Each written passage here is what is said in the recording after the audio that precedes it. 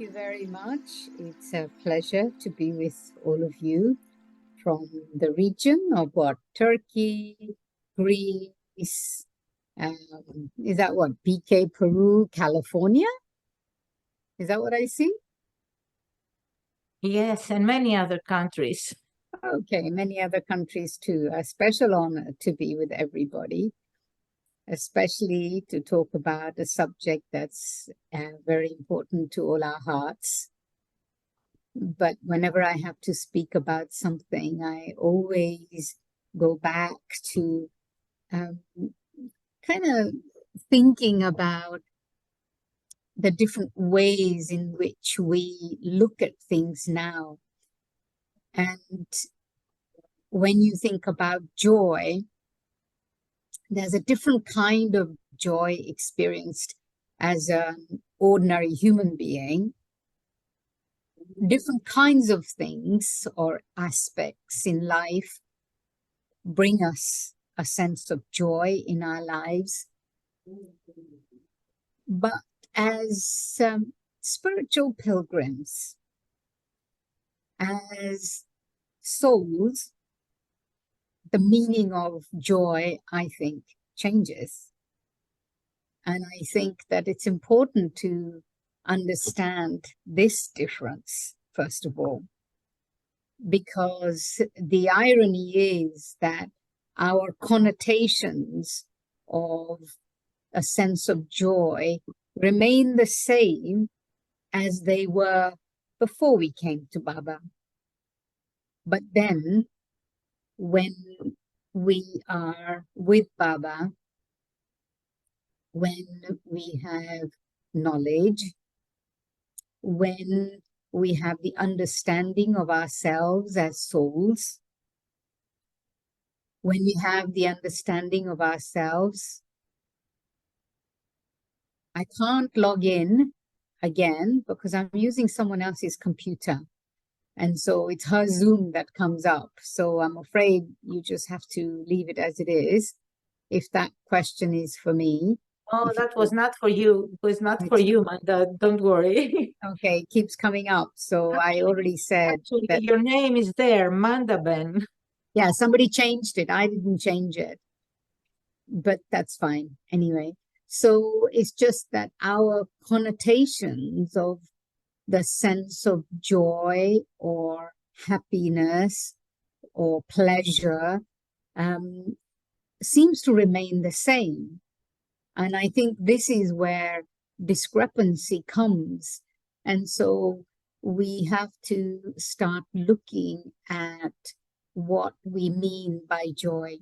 You know, in Hindi, there are different words for joy, happiness, bliss, and they all mean different things. So, for instance, khushi is happiness. Mauj is another word for happiness. Sukh is another word for happiness or joy. And, you know, for me, all of these words kind of have the connotations of joy involved in them. So when we are talking about experiencing the full joy of Brahmin life, what do we mean?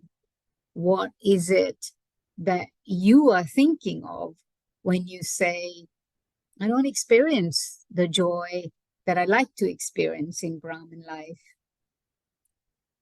Usually our old ways of being is that our internal state of being depends on external situations.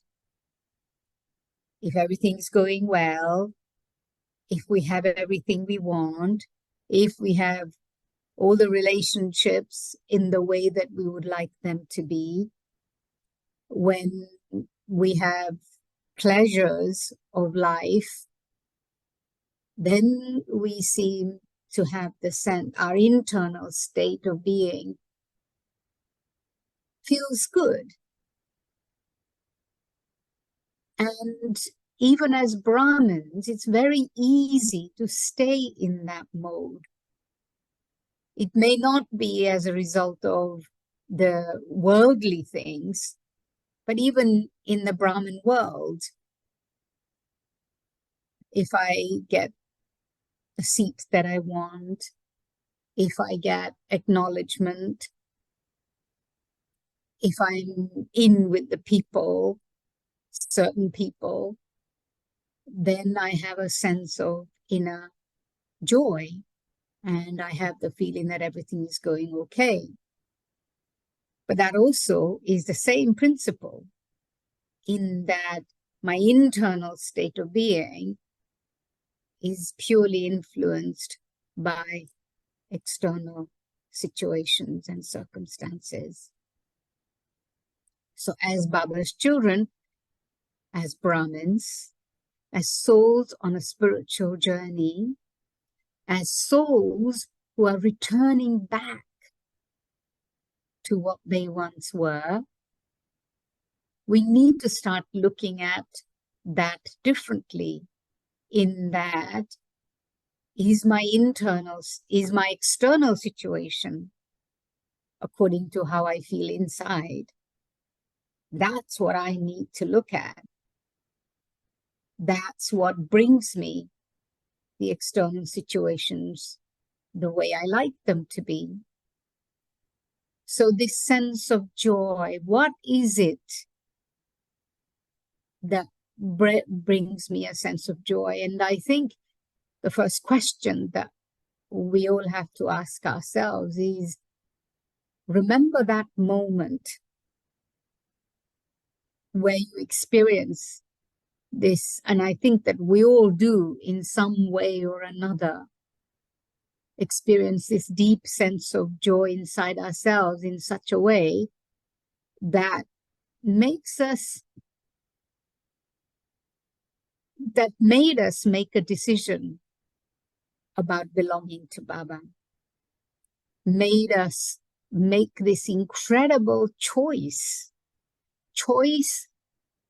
of not a lifetime, but a choice of a cycle time, in that this choice is only made once. This choice is only made once in a cycle, and we made that choice. That's such an incredibly powerful decision that we made. And that, what was the moment that allowed me to make that decision? And when I was making that decision, I don't think it felt like a major decision, even though it was such a major decision. And the reason why we didn't see it as such a major decision was because the deep sense of joy that we experienced, and I'm really using the word joy here because I remember my moment of joy, in that up until that point, I didn't think I wanted a Brahmin life. Up until then, I didn't think that I needed a Brahmin life.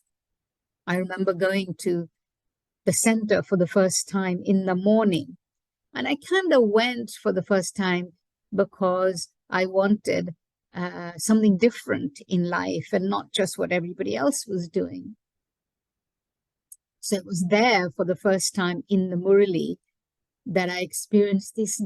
And, you know, I wasn't in an environment like this now, or probably all of Baba's centers are very different now, much more comfortable, spacious, beautiful spaces. Whereas the house that I was in was someone's home. It was a very small little room in a town outside in England. But I had this deep sense of joy, and I couldn't assign it to anything except that I was doing something that I hadn't done before, in that I was in this spiritual environment and I was experiencing this joy, which came from nowhere, but I experienced it inside myself. And it was then that I realized that that is what I want. Up until then, I thought I had everything that I wanted. My life was very good. I was young. I could do whatever I wanted to.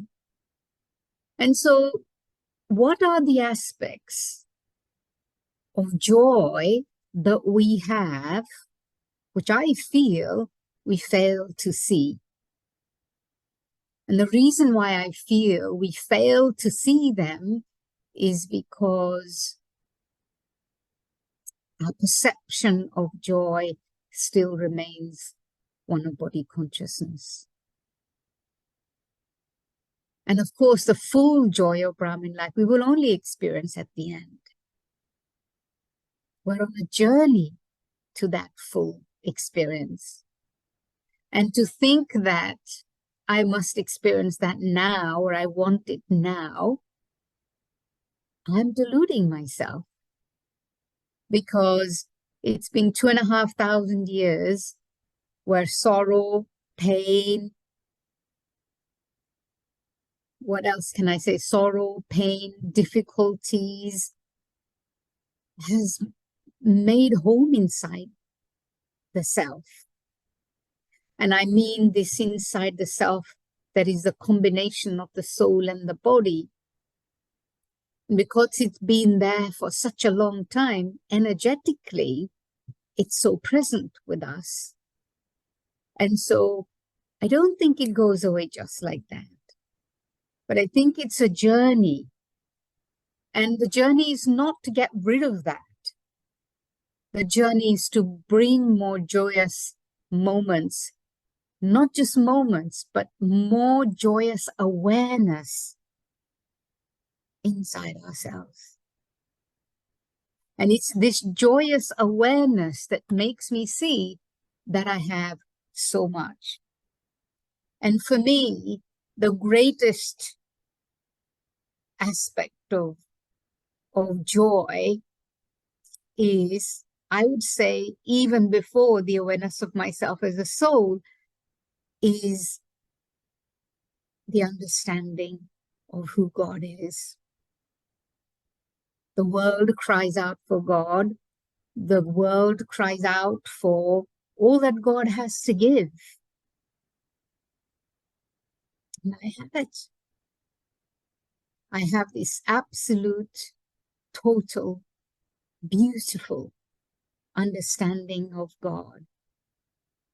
That He's right here with me. He's available to me anytime, any place, anywhere, whenever I choose, however I choose. All I have to do is to turn my head towards Him.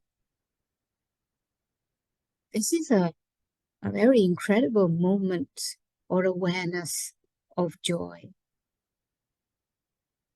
In the world outside, so many things are impossible. Everything is impossible.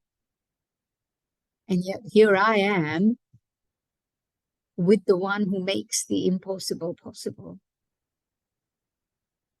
Anything that's impossible.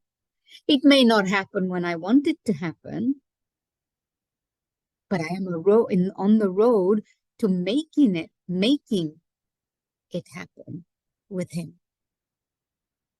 And so how much do I have that awareness of Baba as the one that the world is searching for? It's the most incredible aspect of our life. God, the most unconditional being, the purest being, the one who is absolutely the same at any time, part of my life. Yesterday, or the day before yesterday evening, as I sat in Baba's room in the evening at 7 o'clock, I was thinking to myself, I'm remembering Baba, I'm taking drishti from Baba, from the translate, but what am I doing? What's happening to the soul in here as I do that? And different things come to my mind, and there was this deep sense of, actually, I couldn't separate the feeling of joy or love. And I wonder whether it is possible to separate ultimately when I experience the original nature of the soul, whether it is necessary to separate joy, love, purity, peace, beauty, truth. So as I was sitting with Baba, my sense was that I'm sitting with this incredible energy of absolute presence, that I am held, that my attention is so held that I am totally and completely present.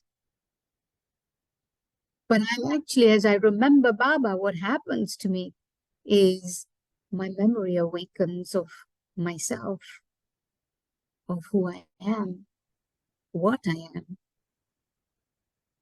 And the more I remember Baba, it's the one thing that Baba mentions in every single Murli, the more I stay in the presence of this pure, unconditional,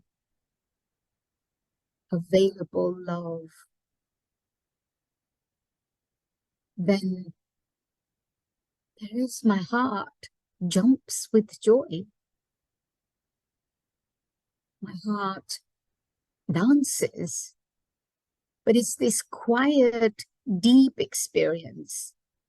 Generally, joy is associated with singing and dancing and extroversion and whatever else it is that people do when they think they're being joyous, eating, drinking, whatever.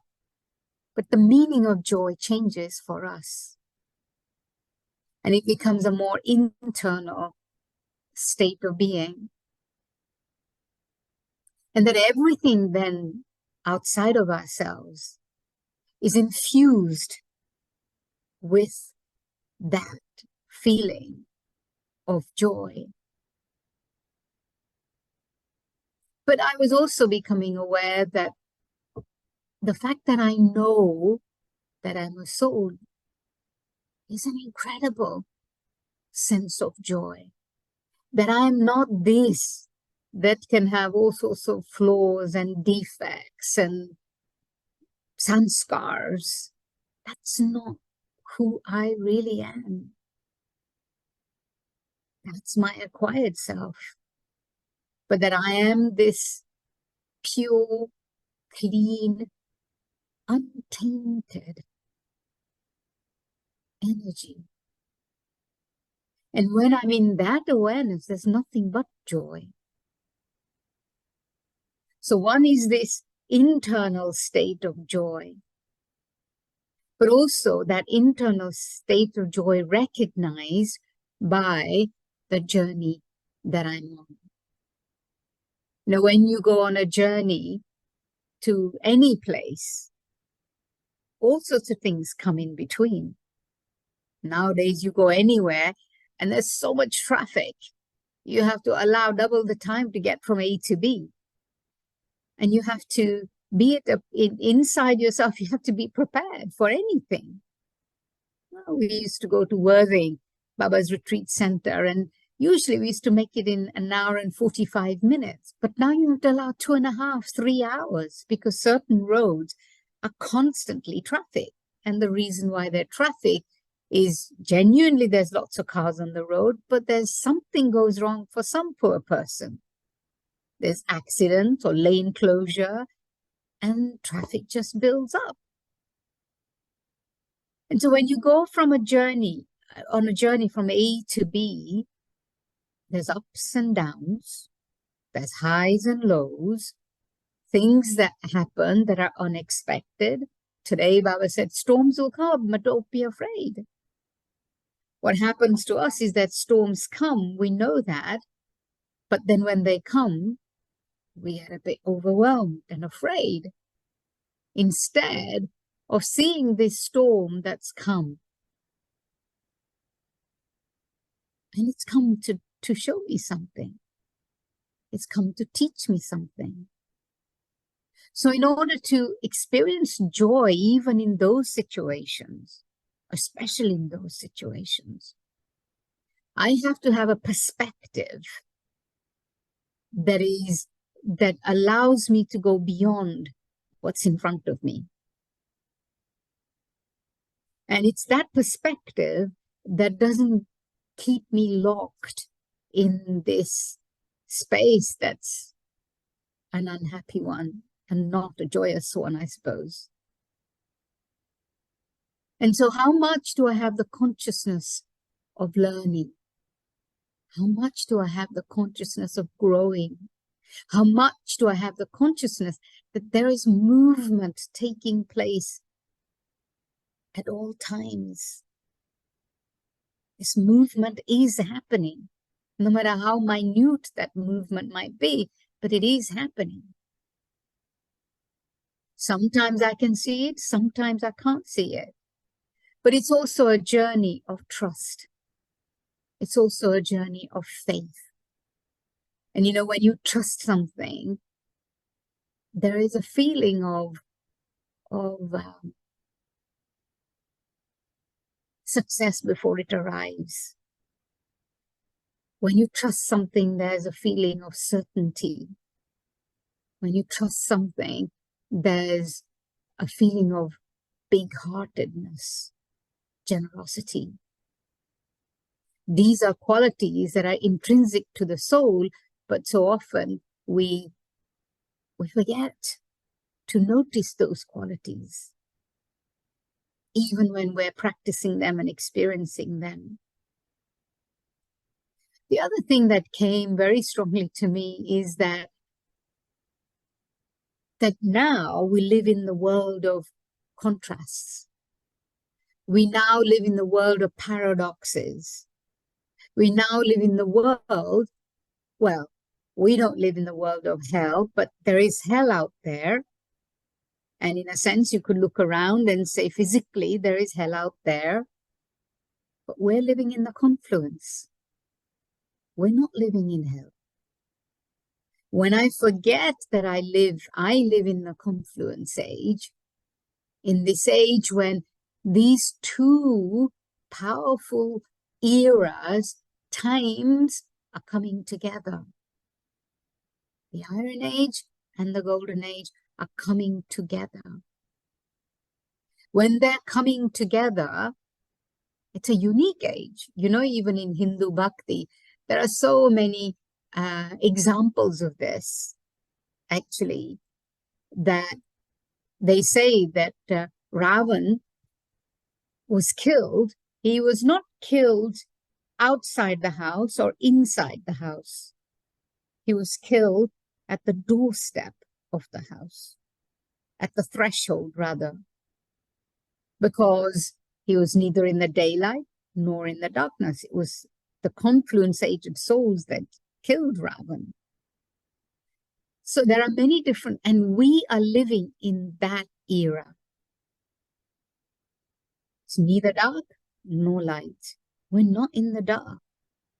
We're making the journey from the dark into the light. You know, in the Golden Age, there will be joy, but you won't have the joy of joy. In the sense that we won't be appreciating and thinking, wow, I am joyous all the time, because there's nothing to contrast against, nothing to differentiate my experience. And here there is sorrow. You see sorrow and you see happiness. You see failure and you see victory. You win some, you lose some. And these contrasts or paradoxes,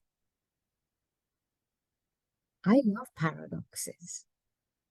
Even God works with paradoxes. And it is this time that nothing ever remains the same. Everything is changing constantly. This is very special. So, looking around and having the consciousness of appreciation, having the appreciation of gratitude, or having the consciousness of gratitude,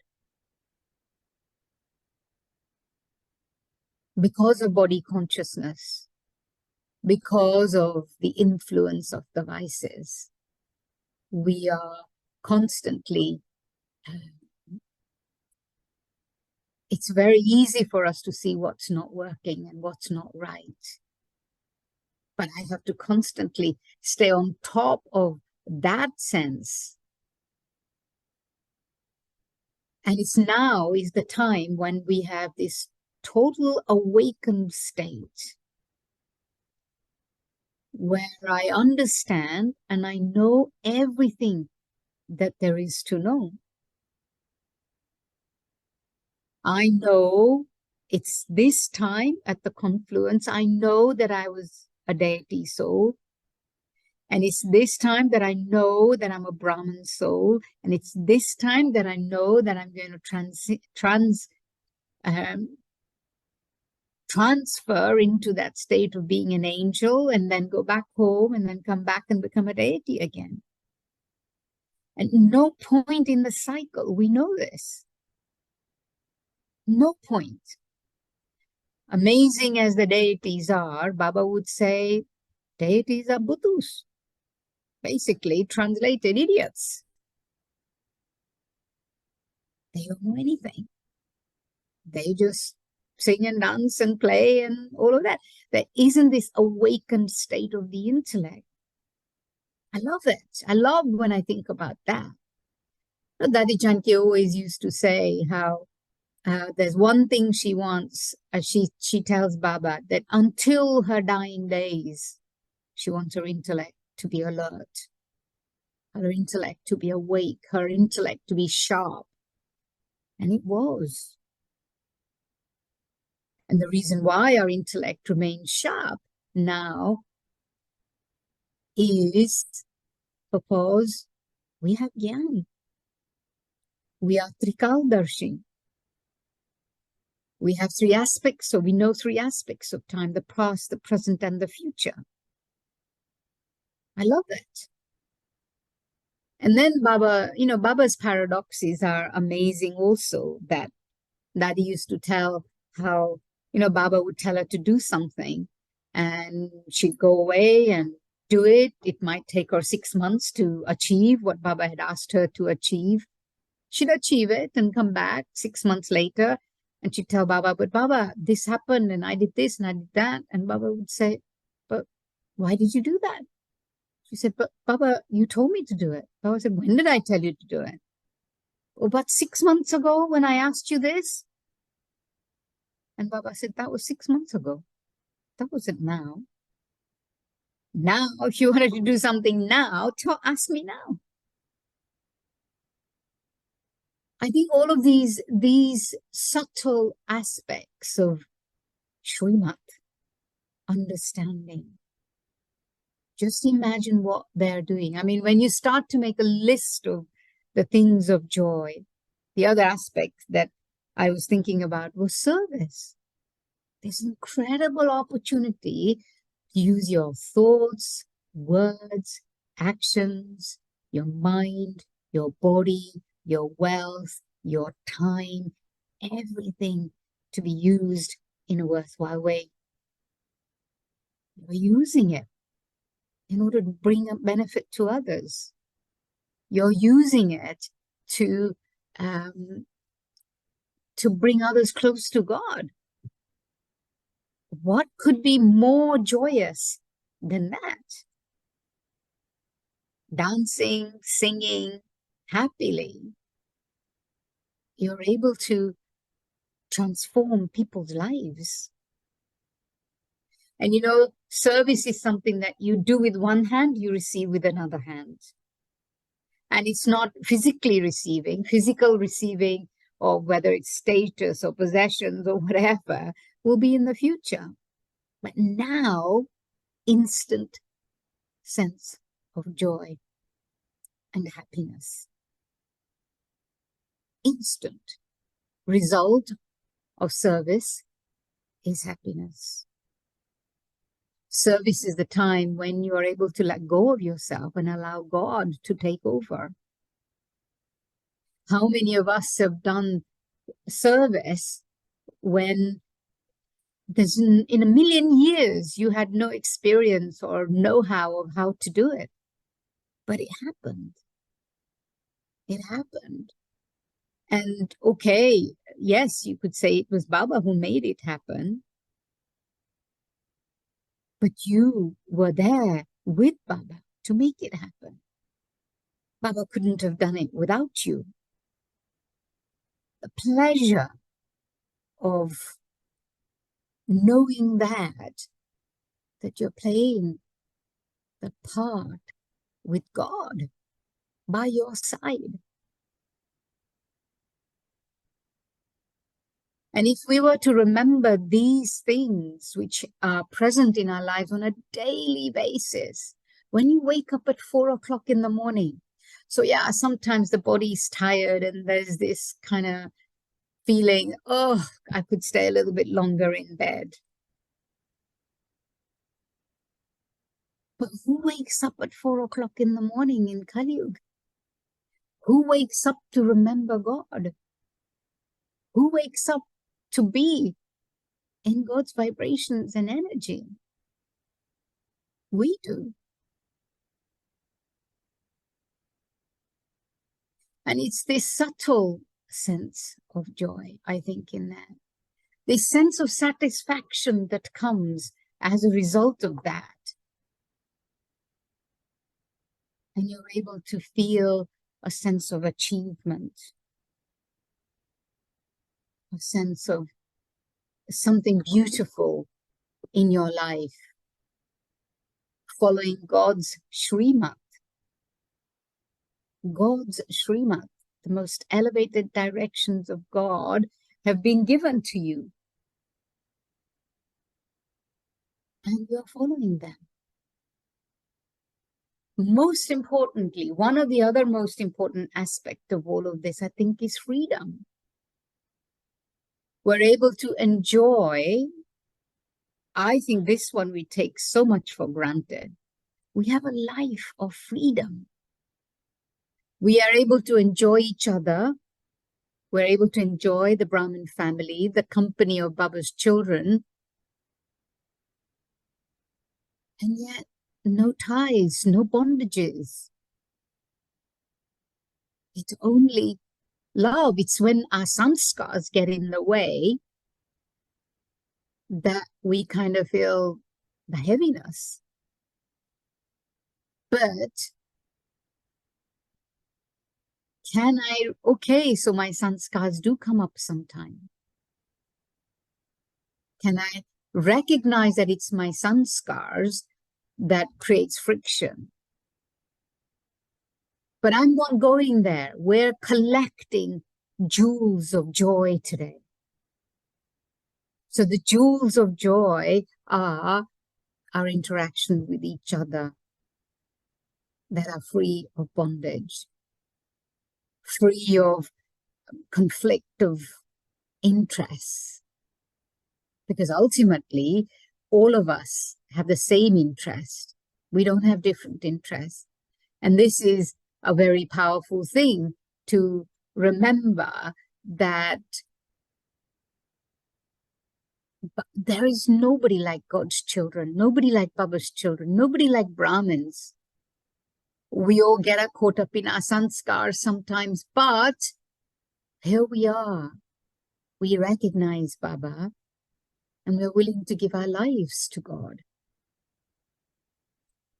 And at the end of the day, Brahmins are the ones who create heaven.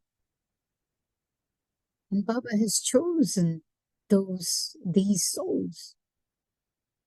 And their intentions are only pure. And everybody's only trying to do the best they can. So even if the sanskars get in the way, I accept them. So I'll stop here and maybe invite comments or thoughts or questions that you might have.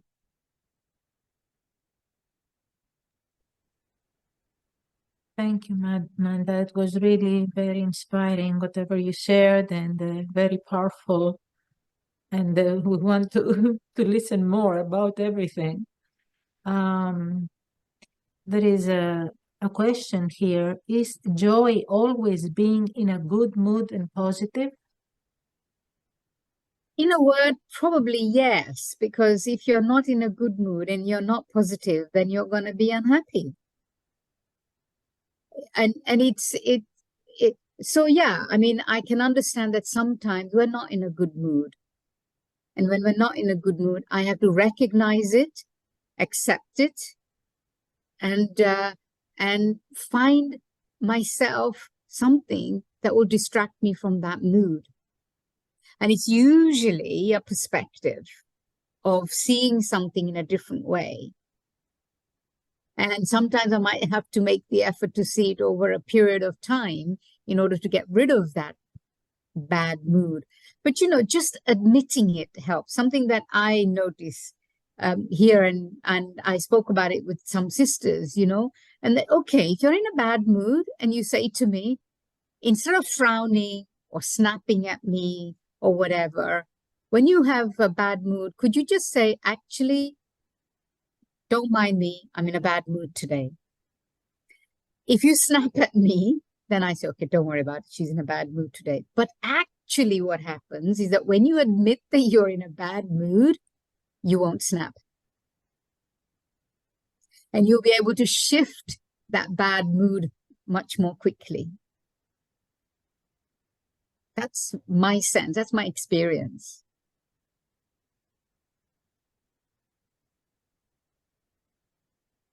So, somebody else asked, when Mandaben stated she was taking drishti, was that looking directly at Brahma Baba or Shiv Baba?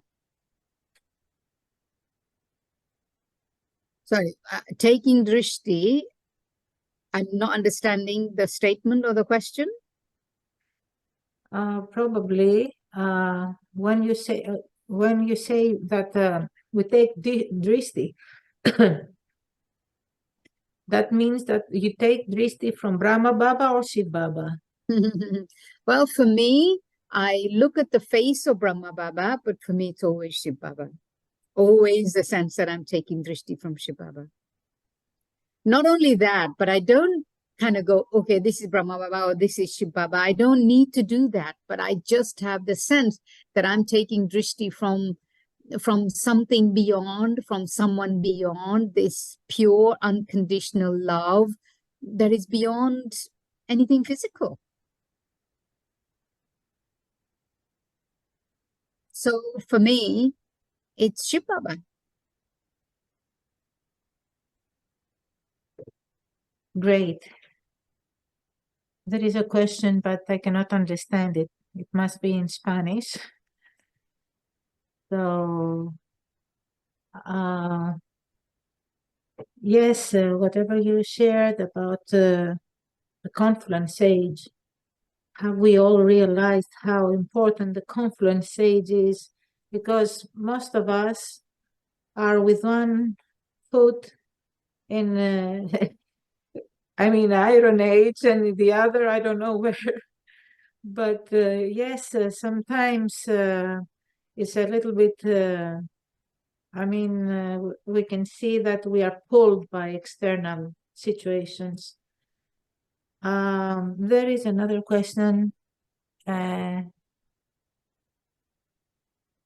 Do you ever felt that duty was more than happiness?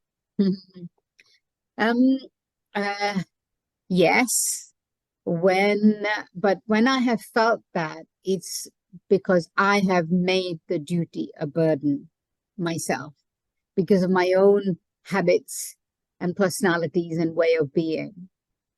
And it is true that I know, though, that I've discovered that I realize that I have an exaggerated sense of responsibility. And I have to change that. I have, once I recognize it, when I was doing it, I didn't recognize it. But I got to a point where I did recognize it. And then it was a question of changing that. And together with that over exaggerated sense of responsibility was also doing too much, because you end up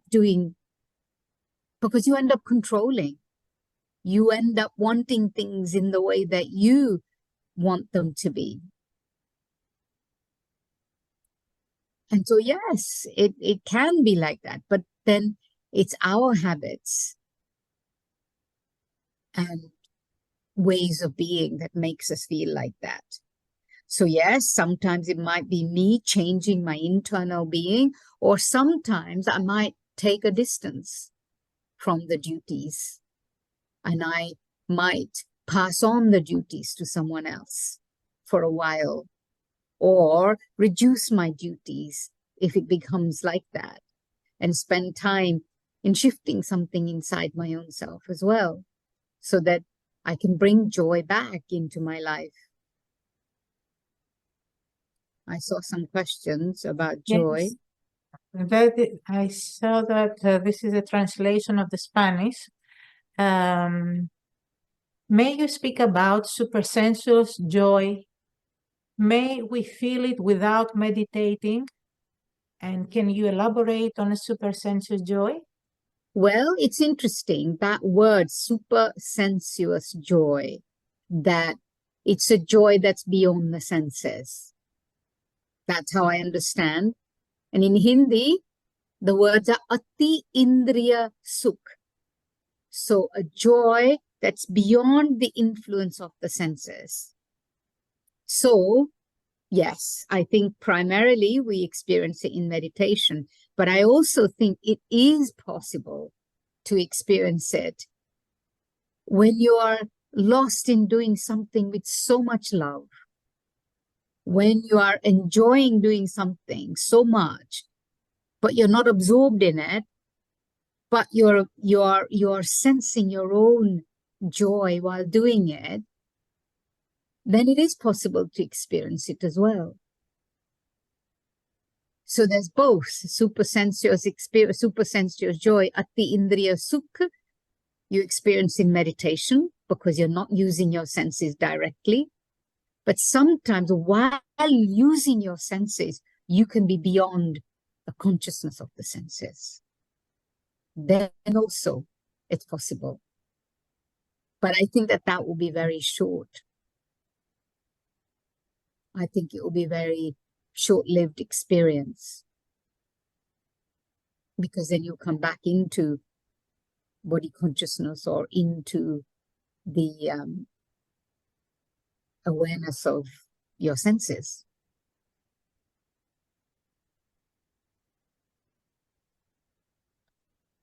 Okay, thank you. Do we need to make any specific effort to have instant drishti from Baba, which brings joy? Interesting way of thinking about it. For me, it's not any specific effort. Just I look at Baba with love. I look at Baba with just soul consciousness, and I experience joy in Baba's drishti. I look at Baba as my father and me as the child. I don't think it's a specific effort, but maybe call it love.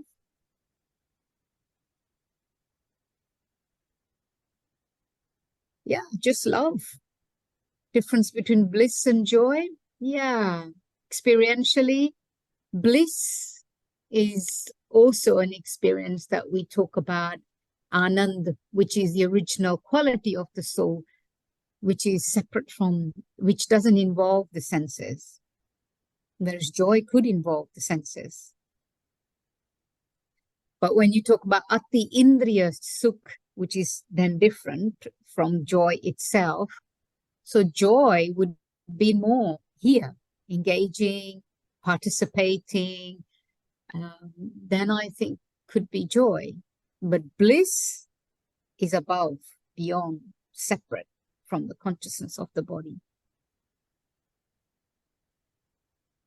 And happiness, I add that.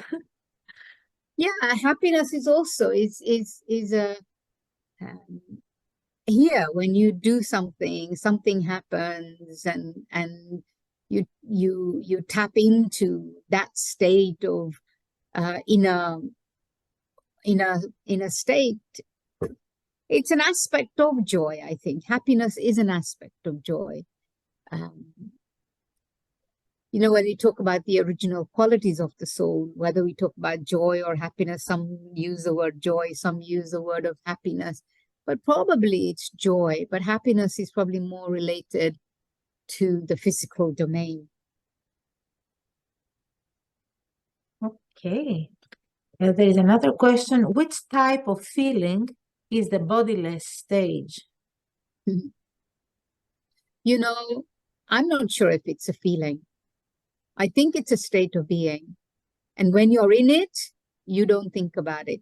It's only when you come out of that bodiless state that you realize that you've just had the experience of bodilessness. I think that if you're in it and you try and identify it, then you're not in it anymore. Then you're looking at it from a different consciousness into that. And I think that can be said about any experience that you're having. If you try to name it when you're in the experience, then you lost the experience in that moment. You can only name it afterwards. So bodilessness is, I don't think it's a feeling. I think it's a state of being. They in the old days, they talk about in bhakti of rishis and munis. They sat in tapasya for ages and ages and ages, and they didn't have feelings, but they were beyond feelings. They were in a state of consciousness. And I think it's the same for us. Bodilessness is just being the soul.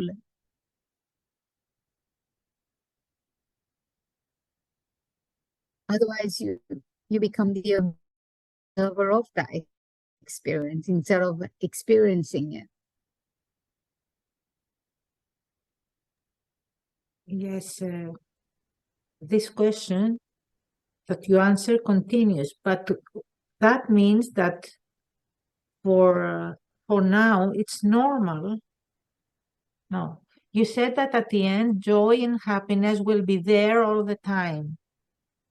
Does that mean that for now it's normal for us to have ups and downs? Can we have stability? Yes, absolutely. Yes, absolutely. Because we're on a journey and we are settling karma, we're learning, we're growing. So yes, there will be ups and downs, no question.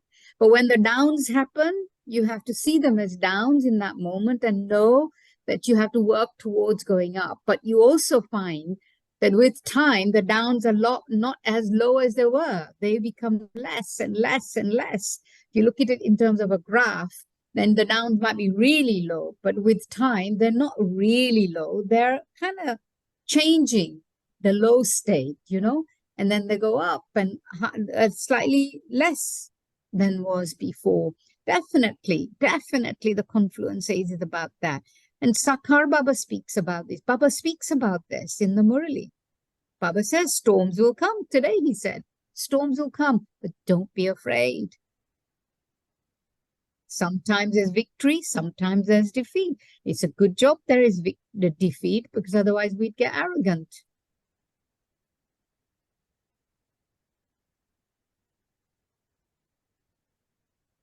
Oh, right? Thank you. Yes. Very nice. I don't see any other questions. But when you have love for Baba and you feel it, and then you said, with love and consciousness, Baba, I love you. Which type of feeling is the bodiless stage? Yeah. And then That was the questions, the question after the question. yeah. Yes. Okay. Yeah. So can you, we have 5 more minutes.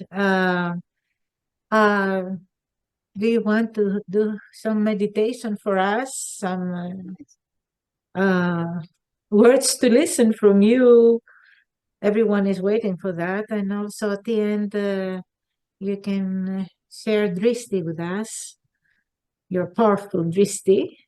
So are you saying you want me to do a meditation? Is that what you're saying? Or what are you Yes. saying? Or are we having just meditation with a song or something? No, we can say a few words. Okay. Om Shanti.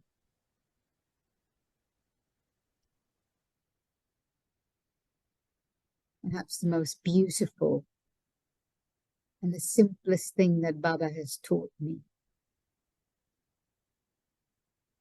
is to experience his presence in my mind and in my heart with just a thought.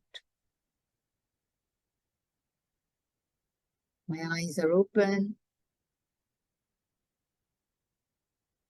My ears are open. I'm present in this body. Yet I'm free.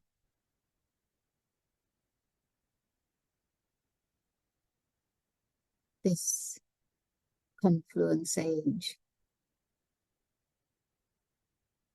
this confluence of the old and the new, as they come together for me, I'm able to experience the beauty of higher soul, the beauty of being the child of God in his perfect image, pure, unconditional presence.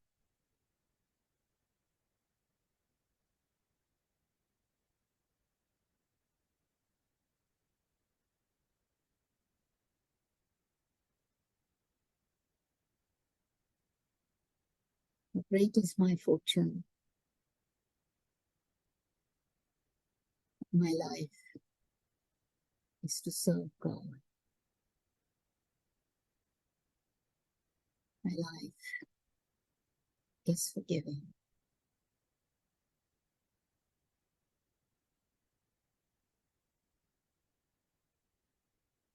And as I become aware of this,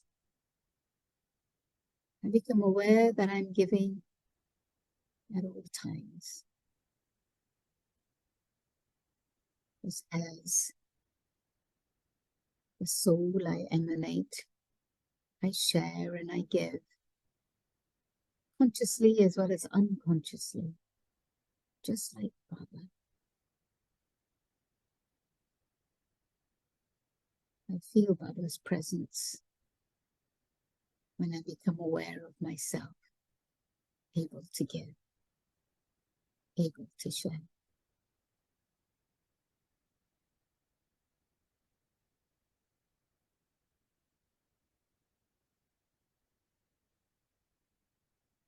Thank you, Baba, for being with me, for choosing me, by holding my hand.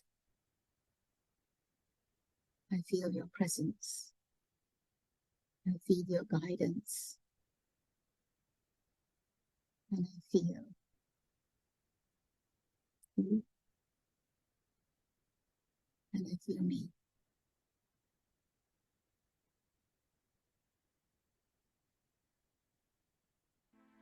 Oh, Shanti.